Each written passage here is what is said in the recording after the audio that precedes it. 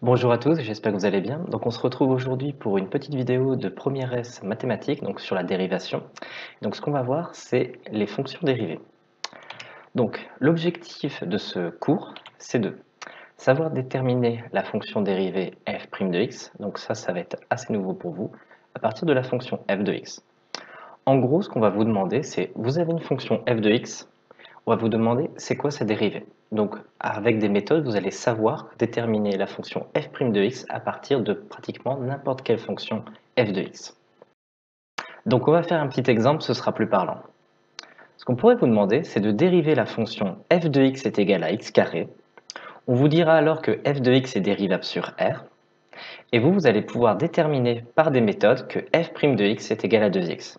Ça pourrait être exactement les exercices basiques qu'on pourrait vous demander sur les dérivés, et c'est ce que vous allez apprendre dans ce chapitre. Donc on vous envoie cette fonction-là, et vous vous dites f' de x est égal à 2x. C'est uniquement à ça que va servir ce chapitre. Donc l'intérêt, ce sera de déterminer les variations d'une fonction, voilà, c'est à ça que ça peut servir, mais ça peut aussi servir à beaucoup plus de choses. Donc je vous mets un peu de suspense sur ce coup-là, mais ça va arriver au fur et à mesure de votre année sur la dérivation, donc pour les premières, mais aussi en terminale. Donc ce qu'on va voir dans ce cours en détail, c'est la définition d'une fonction dérivée. Vous allez apprendre les 3 fonctions usuelles, et vous allez aussi apprendre les 5 règles de dérivation. Ça, il va falloir le connaître par cœur, c'est l'objectif de la fin de ce chapitre. Donc je vais vous donner des petits conseils pour bien réussir ce chapitre ici, mais aussi à l'école. C'est que c'est l'un des chapitres les plus importants. Ça, ce serait mon conseil. C'est-à-dire que vous ne pouvez pas lâcher ce chapitre. Il va vous accompagner pour toute l'année de première et encore plus pour l'année de terminale. Il y a énormément d'exercices et de chapitres qui vont se baser sur la dérivation. C'est-à-dire que vous ne pouvez pas passer à côté. C'est pas possible. L'avantage, c'est que c'est méthodique, c'est-à-dire que vous allez apprendre la méthode, vous allez l'appliquer et à force de la répéter, ça va devenir très très facile pour vous et du coup il n'y aura pas de souci à se faire. Donc suivez bien le cours cette fois-ci, pratiquez énormément d'exercices sur les dérivés et vérifiez-les, c'est très facile à faire. Donc voilà, c'est un peu tout pour mes conseils et maintenant on va passer à la définition. Donc un peu de définition, je sais que vous adorez ça. Donc soit f, une fonction définie sur un intervalle i. Vous avez une fonction qui est définie sur un intervalle i. Si f est dérivable pour tout x appartenant à i, donc ok, f est dérivable pour tout x appartenant à i, on dit que f est dérivable sur i, voilà, donc on n'a pas dit grand chose. La fonction dérivée de f est la fonction f', donc ça devient important, je vous en ai déjà un peu parlé.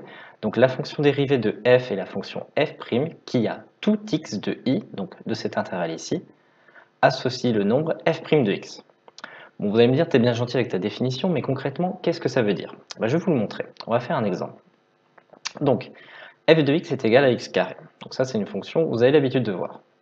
Donc, elle est, voilà, soit f de x est égal à x carré sur 0 et jusqu'à 1,75. Donc ça, c'est notre intervalle de définition. Ok. Donc, on utilise le chapitre précédent pour calculer la dérivée. Donc, je vous rappelle que c'est la limite du taux d'accroissement quand h tend vers 0. Donc, f' de a est égal à la limite quand h tend vers 0 de f de a plus h moins f de a sur h. Et donc, on va le calculer pour certains points. Donc, f' de 0, voilà, ça va faire 0. Donc, je ne vous détaille pas les calculs, je vous conseille de les faire juste à côté, mettre la vidéo en pause et de les faire juste à côté et de voir si vous avez les mêmes. Ce sera une bonne révision pour l'ancien chapitre. Donc maintenant, f' de 0,5 est égal à 1. Donc j'utilise encore cette formule-là. f' de 1, j'ai trouvé 2. Et f' de 1,5, j'ai trouvé 3. Bon, vous allez me dire, c'est bien gentil ce que tu as fait là, mais qu'est-ce que ça veut dire? Graphiquement, voilà ce que ça veut dire.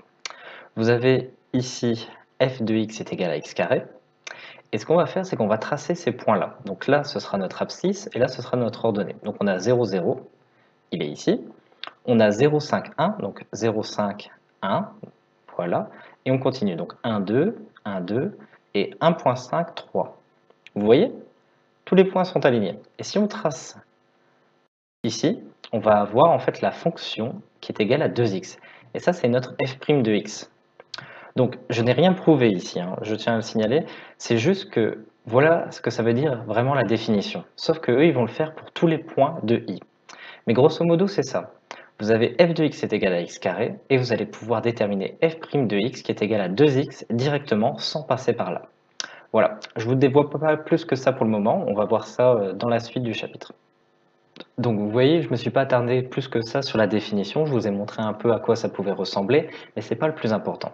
Ce qui est important en revanche que vous compreniez, c'est ceci. Une fonction est dérivable sur un intervalle.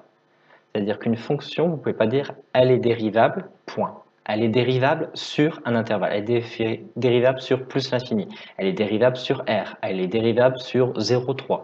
Peu importe, mais il faut dire sur quoi elle est dérivable.